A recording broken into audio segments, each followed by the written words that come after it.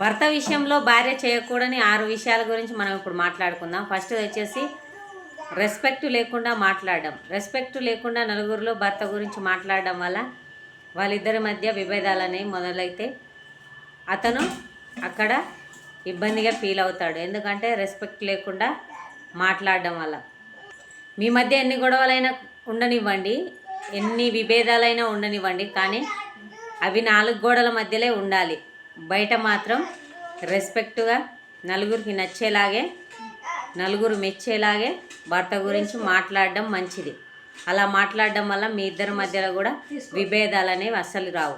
Second వచ్చేసి income గురించి.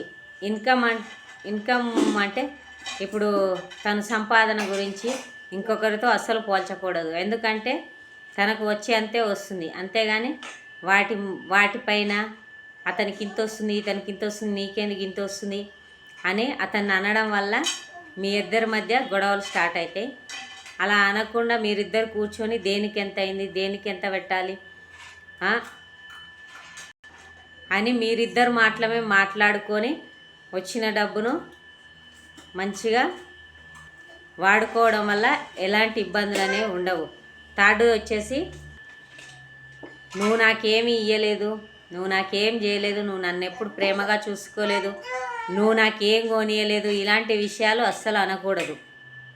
అది అలా చేసావు, ఇది ఇలా చేసావు అని ఇలాంటి మాటలు అనడం వల్ల అతను మీకు ఇచ్చే ప్రేమనైనా కావచ్చు, కొనివ్వడమైనా కావచ్చు, ఇంకేదైనా కావచ్చు, ఇవ్వడం అనేది ఆపేస్తాడు. నేనేం చేసినా వీళ్ళకు నచ్చట్లేదు అనే ఉద్దేశంతో మీకు చేయడం అనేది ఆపేస్తాడు.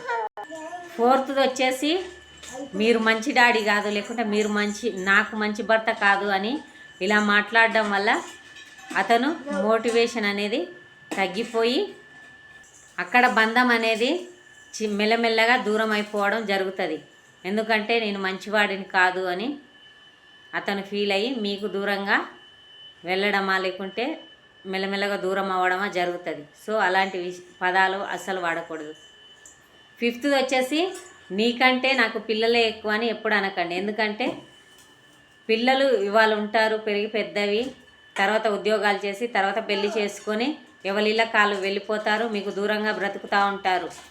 అలా జరిగినప్పుడు మీరు మాత్రమే, భార్యాభర్తలు ఇద్దరు మాత్రమే ఇంట్లో ఉండాలి, కలిసి జీవితాంతం కడ వరకు ఉండాలి. కాబట్టి ఎప్పుడూ అలా మాట్లాడకూడదు. సిక్స్త్ వచ్చేసి వెరీ వెరీ ఇంపార్టెంట్, నిన్ను పెళ్లి చేసుకొని నేను తప్పు చేశాను అనే ఈ పదం మాత్రం అస్సలు వాడకండి. ఇలా వాడడం వల్ల అసలు పునాదే పెళ్ళితో మొదలవుతుంది.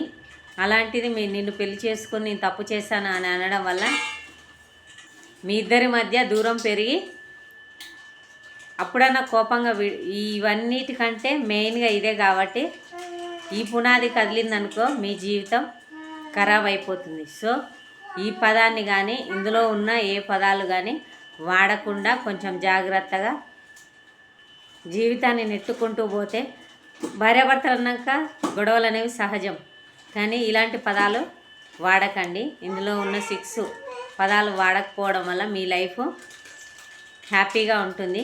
మీరిద్దరూ జీవితాంతం హ్యాపీగా ఉంటే ఎంత బాగుంటుందో చూడడానికి.